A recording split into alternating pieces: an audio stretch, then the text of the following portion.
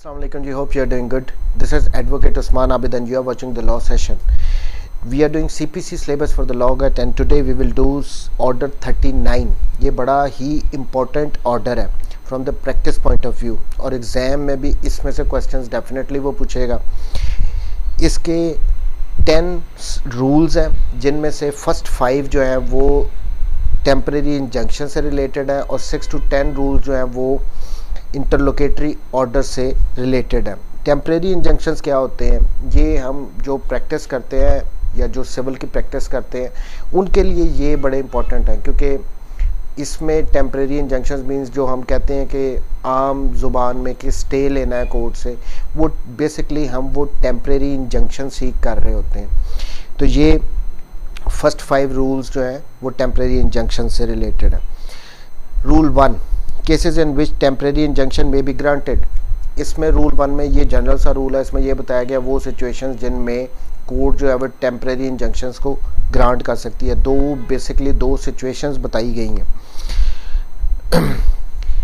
Where in any suit it is proved by affidavit और otherwise, यानी जो application हम फाइल करते हैं उसके साथ हमेशा एक एफिडेविट होता है. जो एप्लीकेंट जो वो डेपोनेंट होता है वो उसने दिया होता है. अब ये वो इस रूल में ये कह रहे हैं कि अगर तो एफिडेविट के थ्रू या अदरवाइज उसके बगैर भी अगर वो प्रूव कर देता है ये दो सिचुएशंस जो बाद में आ रही हैं तो कोर्ट उसको टेम्परेरी इंजंक्शन ग्रांट कर देगी. पहली situation A, that any property in dispute in a suit is in danger of being wasted, यानी जो प्रॉपर्टी जिससे रिलेटेड सूट फाइल किया गया है, जिससे रिलेटेड डिस्प्यूट है, उसके बारे में ये ख़तरा है कि वो ज़ाया हो जाएगी. being wasted, डैमेज, उसको नुकसान पहुंच जाएगा. और alienated by any party to the suit, या इससे जो प्रॉपर्टी डिस्प्यूटेड है, जो सूट की प्रॉपर्टी है जिसके रिगार्डिंग सूट फाइल किया गया, ख़तरा ये है कि कोई भी दूसरी पार्टी जो सूट्स में डिफेंडेंट्स हैं वो उसको या तो ज़ाया कर देंगे, उसको कोई नुकसान करेंगे, उसको डिस्पोज ऑफ कर देंगे, उसको किसी को फर्दर ट्रांसफ़र कर देंगे through any mode, exchange, sale, gift, कुछ भी ऐसा कर सकते हैं इस सूरत में. और wrongfully sold in execution of decree. तो इन सूरतों में number 2, that the defendant threatens और इंटेंड्स, यानी जो डिफेंडेंट है वो धमकी दे रहा है या उसकी वो ये करने की कोशिश कर रहा है टू रिमूव और dispose of his property with a view to defraud his creditors. जो डिफेंडेंट है वो ये धमकी दे रहा है, उसकी नीयत ये है कि वो इस प्रॉपर्टी को डिस्पोज ऑफ कर दे, ट्रांसफ़र कर दे किसी और भी चीज़ को. तो जिनसे उन्होंने पैसे वगैरह देने हैं उनसे बचने के लिए वो प्रॉपर्टी को डिस्पोज ऑफ कर देगा. इन दो सूरतों में the court may by order grant a temporary injunction to restrain such act or make such order other order for the purpose of staying and preventing wasting, damaging, alienation, sale, removal or disposition of the property as the court thinks fit until the disposal of the suit or until further orders. Rule 1 में ये कहा गया है जब ऊपर वाली ये दो सिचुएशंस होंगी, या तो लगता है कि प्रॉपर्टी डैमेज होगी, वेस्ट होगी, उसको फर्दर एलिनेट कर दिया जाएगा, या जो डिफेंडेंट है वो थ्रेटन कर रहा है, उसकी नीयत ये है कि वो इस प्रॉपर्टी को डिस्पोज ऑफ कर देगा.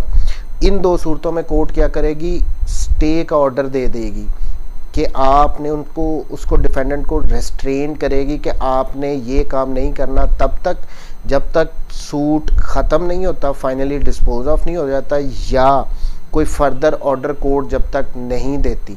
तो ये एक जनरल रूल था, इसमें दो सिचुएशंस बताई गई हैं. अब ये लॉग एक्ट के वाले से इन सिचुएशंस को याद रखना है.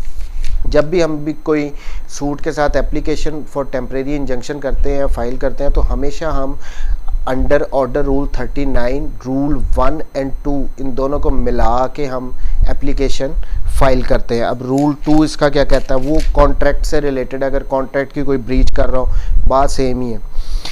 injunctions to restrain repetition or continuance of breach. Sub rule 1, 2 का इन any suit for the restraining the defendants from committing a breach of the contract, यानी अगर कोई प्लेंटिफ ये सूट फाइल करता है कि कॉन्ट्रैक्ट की ब्रीच से रोका जाए डिफेंडेंट को, और other injury of any kind, या किसी भी किस्म का और वो कोई नुकसान पहुंचाना चाहता है, वो कॉन्ट्रैक्ट को ओबे नहीं कर रहा, उसको ब्रीच कर रहा है जिससे कोई नुकसान होगा, whether compensation is claimed in the suit और नॉट, और सूट में बेशक आपने, ये रेलिवेंट बात है कि आपने कंपनसेशन क्लेम की है या नहीं क्लेम की, ये बात को छोड़ के अगर तो वो ब्रीच ऑफ द कॉन्ट्रैक्ट कर रहा है जिससे किसी किस्म का नुकसान होना है, the plaintiff may at any time after the commencement of the suit, तो प्लेंटिफ के पास ये राइट है, उसके पास ये ऑप्शन है कि वो सूट फाइल करने के बाद किसी भी वक्त, and either before and after the judgement, और जजमेंट आने से पहले या उसके बाद भी, apply to the court for a temporary injunction to restrain the defendants from committing the breach of the contract or injury complaint of or any breach of the contract or injury of like rising of the same contract or relating to the same property.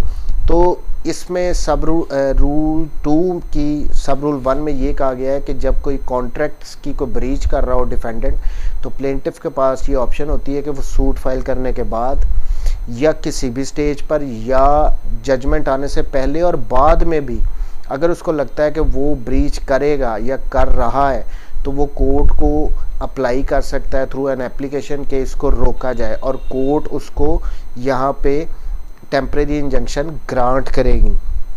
Number sub rule 2, the court may by order grant such injunction on such terms as to the duration of the injunction, keep an account, giving security or otherwise as the court thinks fit. तो court क्या करेगी, जब ऊपर वाली सब rule 1 वाली situation आएगी तो कोर्ट उसको इंजंक्शन देगी, वो कितने दौरानिए के लिए देना है ये भी कोर्ट डिसाइड करेगी, कितनी ड्यूरेशन के लिए देना है, और उसके लिए कोई सिक्योरिटी भी उससे लेनी है डिफेंडेंट से, तो वो भी कोर्ट ले सकती है, या उसके बगैर भी, जिस तरह कोर्ट को अप्रोप्रिएट लगेगा कोर्ट ऑर्डर करेगी, इंजंक्शन ग्रांट करेगी। अब सब रूल 3 और 4 इसके बड़े इंपॉर्टेंट हैं। 3 में ये बताया गया है कि अगर तो डिफेंडेंट जो है वो डिसोबे करता है, कोर्ट ने जो टेम्परेरी इंजंक्शन ग्रांट किया उसको वो डिसोबे कर रहा है, तो फिर क्या होगा, इन केस ऑफ डिसोबीडियंस और breach of any such terms, the court granting an injunction may order the property of such person guilty of such disobedience or breach to be attached। तो अगर तो उसने कोर्ट ने injunction grant किया है लेकिन उसको डिसोबे कर रहा है जिसके अगेंस्ट इंजंक्शन ग्रांट किया गया, तो कोर्ट क्या कर सकती है, उसकी प्रॉपर्टी को अटैच कर सकती है, and may also order such person to be detained in this prison for a term not exceeding 6 months unless in the meantime the court directs his release। बंदा डिसोबे कर रहा है इंजंक्शन जिसके खिलाफ दिया गया था, तो कोर्ट उसकी प्रॉपर्टी अटैच कर सकती है, नंबर 1। नंबर 2, उसको प्रिजन में भी भेज सकती है, यानी उसको जेल भेज सकती है, और वो जेल 6 महीने तक के लिए भेज सकती है, और अगर कोर्ट चाहे तो उससे पहले उसको रिलीज़ भी कर सकती है। बट कॉन्सिक्वेंसेस इस सब रूल 3 में बताए गए हैं जो कि काफ़ी स्वेयर है कि उसकी प्रॉपर्टी अटैच भी हो सकती है और उसको इम्प्रिजन में भी भेजा जा सकता है। यहाँ पे ये याद रखना है कितनी देर के लिए, फॉर 6 months।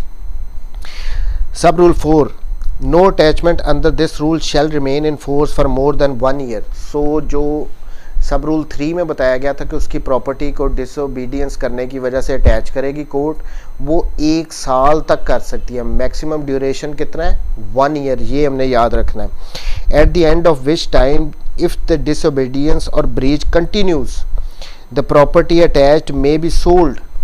लेकिन यहाँ पे ये कह दिया गया कि 1 साल के लिए तो उसने कोर्ट ने कर ली अटैच प्रॉपर्टी, लेकिन उसके बाद भी अगर ये पता लगता है कि ये कंटिन्यू कर रहा है उस ब्रीच को, वो कॉन्ट्रैक्ट की ब्रीच करी जा रहा है, डिसोबे करी जा रहा है जो टर्म्स एंड कंडीशंस थी इंजंक्शन की, तो कोर्ट क्या कर सकेगी, जो प्रॉपर्टी अटैच की होगी उसको सेल आउट भी कर सकती है, टू बी सोल्ड, उसको बेच भी सकती है। इतनी सख्ती होती है कि अगर कोई इंजंक्शन को डिसोबे करेगा तो। And out of the proceed the court may award such compensation at as it thinks fit and shall pay the balance if any to the party entitle thereto. तो जो उसको बेचने के बाद पैसे आएंगे तो वो एज ए कंपनसेशन देगी, या जिसको भी कोर्ट को लगता है कि पैसे देने चाहिए इसको बेचने के बाद वो उनको पैसे दे दिए जाएंगे। सो ये सब रूल 2 था। पहली बात कि 2 सूरतों में इंजंक्शन होगा, अगर तो प्रॉपर्टी को वेस्ट या डैमेज या उसके इंजंक्शन या उसके एलिनेट करने का ख़तरा हो, या जो डिफेंडेंट है वो थ्रेट कर रहा हो, तो इन 2 सूरतों में। अगर कॉन्ट्रैक्ट की ब्रीच कर रहा है तो फिर भी, और अगर डिसोबे करेगा इंजंक्शन ग्रांट जो किया गया है तो उसको कोर्ट उसकी प्रॉपर्टी अटैच कर लेगी। अटैचमेंट 6 मंथ के लिए हो सकती है, अटैचमेंट 1 साल तक के लिए हो सकती है। उसको अरेस्ट भी कर सकती है कोर्ट, और वो 6 महीने के लिए अरेस्ट कर सकती है।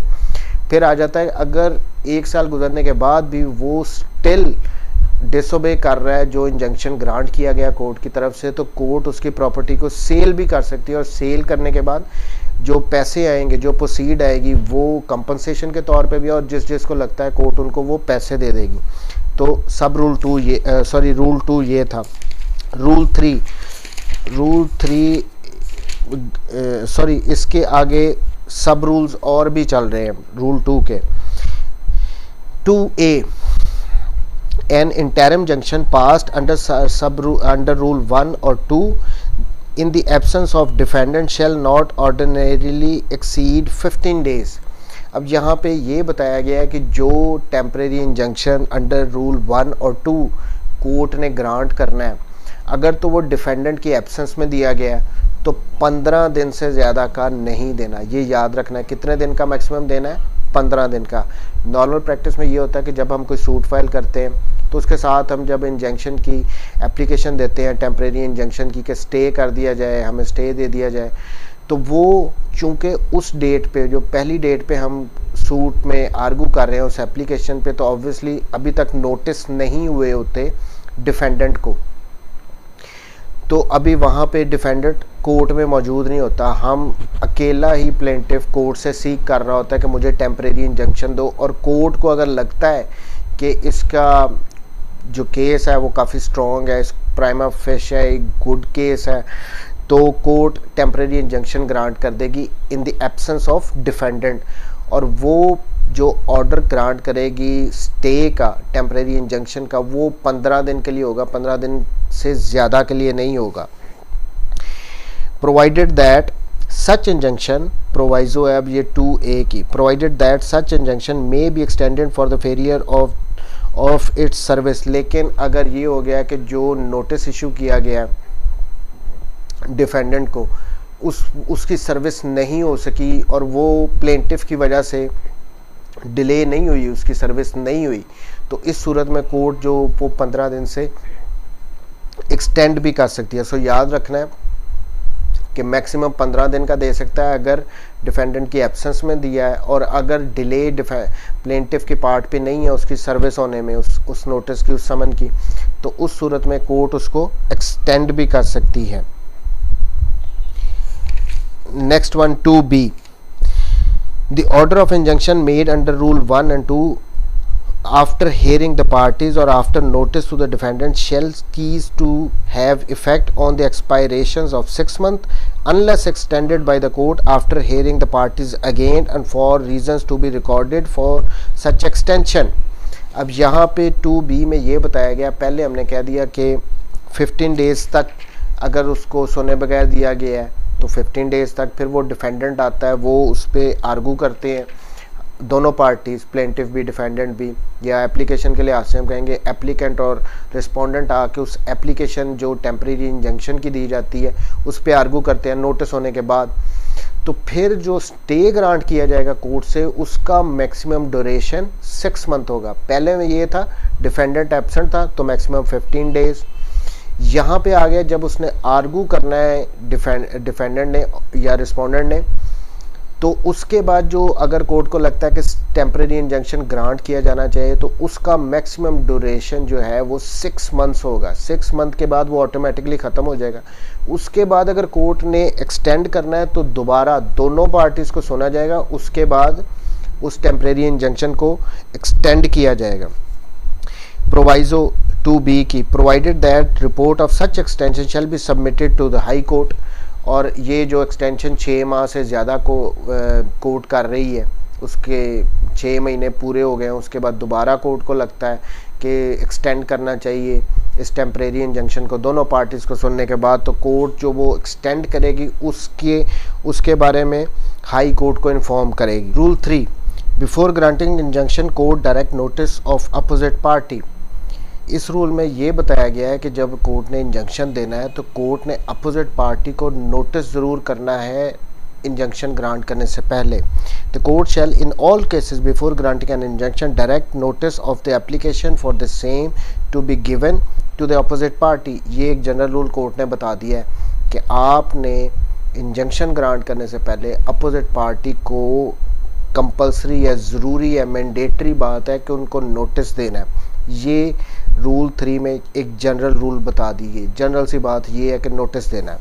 आगे इसकी प्रोवाइज़ो है, उसमें अगर मैं इसको सिंपली करूं तो जनरल रूल ये आ गया। प्रोवाइज़ो में ये बता दिया गया है कि अगर तो ये लगता हो कोर्ट को कि नोटिस देने से बहुत देर हो जाएगी और जिस काम के लिए वो इंजंक्शन सीक कर रहा है उसका कोई फ़ायदा ही नहीं रहेगा, क्योंकि अगर 2-3 दिन का नोटिस दे दिया है अपोजिट पार्टी को अपीयर होने का और उस दौरान वो काम हो जाएगा जिसके अगेंस्ट, यानी किसी घर को गिराना है या कुछ और ऐसा करना है या किसी को वो सेल कर देगा, किसी भी किस्म का इस किस्म का मैटर है जिससे रिलेटेड वो रुकवाने के लिए कोर्ट में आ रहा है, टेम्परेरी इंजंक्शन सीक कर रहा है, अगर नोटिस देंगे तो डिले हो जाएगी और कोई फ़ायदा ही नहीं रहेगा।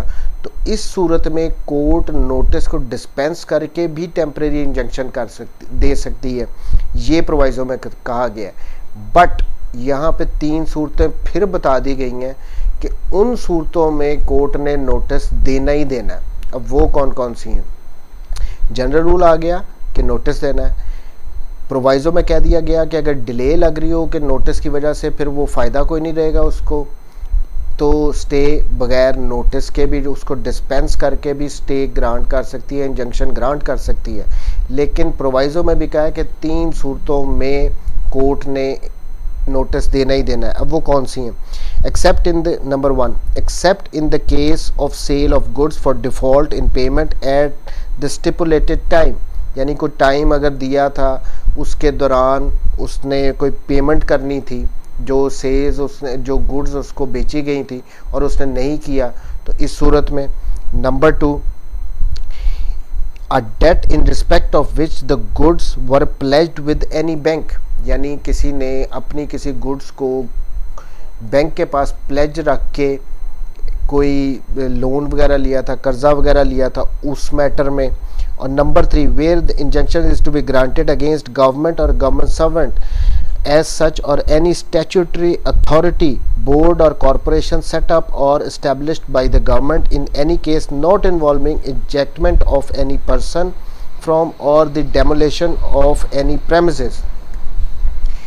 तीसरी बात कि आपने गवर्नमेंट के अगेंस्ट कोई सूट फाइल किया है, गवर्नमेंट से के अगेंस्ट आपने कोई टेम्परेरी इंजंक्शन सीक किया या किसी गवर्नमेंट सर्वेंट के अगेंस्ट किया है या कोई स्टैट्यूटरी बॉडी है, कोई ऐसी कोई बॉडी है जो कि गवर्नमेंट के अंडर बनाई गई है, उसके अंडर काम कर रही है, इनको आपने नोटिस देना ही देना है। ये नहीं हो सकता कि आप नोटिस दिए बगैर ही स्टे ग्रांट कर दें। लेकिन जो गवर्नमेंट के अगेंस्ट भी अगर आपने सूट फाइल किया है, लेकिन अगर वहाँ पे ऐसी सिचुएशन हो कि अगर किसी को बंदे को इजेक्ट करना हो या डेमोलेशन उसकी किसी प्रेमिसेस को डिमोलिश करना हो कोर्ट ने, तो उस सूरत में भी बगैर नोटिस के भी कोर्ट स्टे टेम्परेरी इंजंक्शन को ग्रांट कर सकती है। सो रूल 3 मेन इसमें बात बता दी गई कि अपोजिट पार्टी को आपने नोटिस देना है। प्रोवाइज़ो में ये कह दिया गया कि अगर बहुत देर हो जाती हो और कोई फ़ायदा ना रहता हो नोटिस देने की वजह से, जो काम के लिए वो इंजंक्शन सीक कर रहा है वो हो जाएगी, इस सूरत में कोर्ट डिस्पेंस करके नोटिस के स्टे ग्रांट कर सकती है, टेम्परेरी इंजंक्शन ग्रांट कर सकती है। लेकिन 3 सूरतों में फिर भी नहीं करना कि लोन से रिलेटेड, सेल ऑफ गुड्स की पेमेंट से रिलेटेड, दूसरी बात किसी बैंक से अगर कोई प्लेज करवा के, थर्ड वन कि अगर आपने गवर्नमेंट के अगेंस्ट कोई या गवर्नमेंट सर्वेंट के या कोई भी स्टैट्यूटरी बॉडी है उसके अगेंस्ट आपने सूट फाइल किया है, लेकिन अगर वो सूट तो किसी बंदे को निकालने के लिए उसकी इजेक्टमेंट से रिलेटेड है या किसी प्रेमिसेस को, किसी जगह को गिराने से, डिमोलिश से रिलेटेड है, तो वहाँ पे आप नोटिस दिए बगैर भी कर सकते हैं। अदरवाइज उन 3 सूरतों में आपने नोटिस कंपलसरी है। इसकी जो नेक्स्ट प्रोवाइजो है उसमें ये बताया गया है, provided further that the period of notice under this rule to the government or a government servant as such or any statutory authority, board or corporation set up or established by the government shall not be less than 2 days nor exceed 7 days। तो जो government को या government की किसी servant को या किसी statutory body को या किसी कॉरपोरेशन को जो कि गवर्नमेंट के अंडर काम कर रही हो, तो उनको जब आपने जो नोटिस देना है वो कम से कम 2 दिन का और ज़्यादा से ज़्यादा 7 दिन का देना है। ये इसमें जो प्रोवाइजो थी। नेक्स्ट वन, कॉमन प्रैक्टिस में ये होता है कि जब भी हम गवर्नमेंट के अगेंस्ट कोई सूट फाइल करता है तो नॉर्मल प्रैक्टिस यही है कि कोर्ट नोटिस दिए बगैर कभी भी स्टे ग्रांट नहीं करती, हमेशा 2 दिन का, 3 दिन का, लेकिन 7 दिन से ज़्यादा का नहीं। उन्होंने नोटिस पहले देना होता है ताकि वो आए और आर्गू करें उस एप्लीकेशन को, उसके बाद ही टेम्परेरी इंजंक्शन गवर्नमेंट के अगेंस्ट कोर्ट ग्रांट करती है। सब रूल 3, अब sub rule rule 4, order for injunction may be discharge, varied or set aside. An order for injunction may be discharged or varied or set aside by the court or application made thereto by any party dissatisfied with such order। अब यहाँ पे ये बताया गया है कि जो पीछे टेम्परेरी ऑर्डर्स 1, 2, 3 में ग्रांट कर रही है कोर्ट, रूल 4 में ये बताया गया कि अगर कोई पार्टी उससे डिससेटिस्फाइड है, ऑब्वियसली जिसके अगेंस्ट टेम्परेरी इंजंक्शन पास किया गया होगा तो वो उससे डिससेटिस्फाइड होगी, वो उससे मुतमईन तो कभी भी नहीं होगी। तो वो क्या कर सकती है, वो एप्लीकेशन दे सकती है कोर्ट को कि इसको ख़त्म किया जाए, और कोर्ट के पास ये पावर है, रूल 4 में ये दी गई है कि वो उसको डिस्चार्ज कर सकती है, यानी डिफेंडेंट की हद तक उसको किसी को एक को वो डिस्चार्ज कर सकती है कि आप पे ये टेम्परेरी इंजंक्शन नहीं लागू होगा, आपके लिए नहीं है, उसको डिस्चार्ज कर सकती है, उसमें कोई चेंजिंग कर सकती है, उसको वेरी कर सकती है, या सेट असाइड उसको सिरे से ही ख़त्म कर सकती है। सो अगर किसी का टेम्परेरी इंजंक्शन किसी के अगेंस्ट ग्रांट कर दिया गया तो उसके पास 2 ऑप्शन बच जाती हैं, या तो वो सब रूल 4 के तहत एप्लीकेशन फाइल कर सकता है उसको सेटिसाइड करवाने के लिए, या उसके अगेंस्ट अपील भी फाइल कर सकता है, जो कि ऑर्डर 43 में लिस्ट दी गई है, वहाँ पे अपील भी प्रोवाइडेड है। सो अपील फाइल करनी है या ऑर्डर 4 के अंडर उसको सेटिसाइड करना है, ये पार्टी की ऑप्शन पे होती है जिसके अगेंस्ट वो फैसला दिया गया हो। Rule 5 injunctions to corporation binding on its officers। An injunction directed to a corporation is binding not only on the corporation itself but also on all members and officers of the corporation whose personal action it seeks to restrain। अब इसमें ये बताया गया अगर किसी corporation के against court ने कोई टेम्परेरी इंजंक्शन ग्रांट कर दिया गया तो वो कॉरपोरेशन पे तो होगा ही होगा, लेकिन उसके जितने भी मेंबर्स होंगे, जितने भी उसके ऑफिसर्स होंगे, जितने भी उस कॉरपोरेशन के एम्प्लॉयज़ वगैरह होंगे, वो उन सब पे होगा। ये नहीं कि सिर्फ कॉरपोरेशन के कुछ मेंबर्स पे लगेगा, कुछ नहीं लगेगा, वो कॉरपोरेशन के जितने भी मेंबर्स होंगे, जितने भी ऑफिसर्स होंगे, वो उन सब के लिए होगा। ये था रूल 5। नाउ 6 to 10 है इंटरलोकेटरी ऑर्डर्स से रिलेटेड। अब ये वो इंटरलोकेटरी ऑर्डर्स होते हैं जो कोर्ट सूट की प्रोसीडिंग्स के दौरान डिफरेंट स्टेजेस पर कोर्ट के पास पावर्स होती हैं कि अकॉर्डिंग टू द सर्कमस्टांसेस जो भी सिचुएशन बन रही हो उससे रिलेटेड कोर्ट किसी किस्म के ऑर्डर्स पास कर सकती है in between the proceedings of the suit. जब तक सूट डिसाइड नहीं होता उस दौरानिए में कोर्ट के पास पावर होती है कि वो इंटरलोकेटरी ऑर्डर्स पास कर सकती है, यानी दरमियान में जैसी सिचुएशन है उसके रिगार्डिंग ऑर्डर पास कर सकती है। Rule 6 power to order interim sale. The court may on the application of any party to a suit order the sale by any person named in such order and in such manner and on such terms as it thinks fit. Any movable property being the subject matter of such suit or attached before the judgment in the suit which is subject to speedy or natural decay or which for any other just and sufficient cause it may be desirable to have sold at once. अब इसमें ये बताया गया है rule 6 में कि अगर तो कोई ऐसी प्रॉपर्टी है जो कि मूवेबल प्रॉपर्टी है, जो कि सब्जेक्ट मैटर है सूट का, यानी उसी से रिलेटेड सूट फाइल किया गया है, और वो ऐसी प्रॉपर्टी है मूवेबल प्रॉपर्टी के जिसके ख़त्म होने का अंदेशा हो, ये एप्रीहेंशन हो कि ये ख़राब हो जाएगी, तो कोर्ट क्या कर सकती है, वो नेचुरल डिके की है, यानी अगर उसको ना बेचा जाए तो वो ख़राब हो सकती है। फॉर इंस्टेंस हमारी जो वेजिटेबल्स हैं या हमारे जो फ्रूट्स हैं या इस किस्म की कोई चीज़ें हैं अगर जिनके ख़राब होने का ख़तरा हो, तो कोर्ट के पास ये पावर है कि वो उनकी सेल का ऑर्डर कर सकती है कि इनको फौरी तौर पे बेच दो, अदरवाइज़ ये ख़राब हो जाएंगी, फ़ायदा ही कोई नहीं। तो वो उसको बेचने का, उनको सेल करने का ऑर्डर दे सकती है, इंटरम ऑर्डर दे सकती है। ये इंटरम ऑर्डर ये होगा कि बाद में उसके जो पैसे हैं वो डिसाइड कर लिए जाएंगे जिसको भी जाने हैं, बट इंटरम ऑर्डर ये दे सकती है। 7 detention, preservation, inspection et cetera of subject matter of the suit.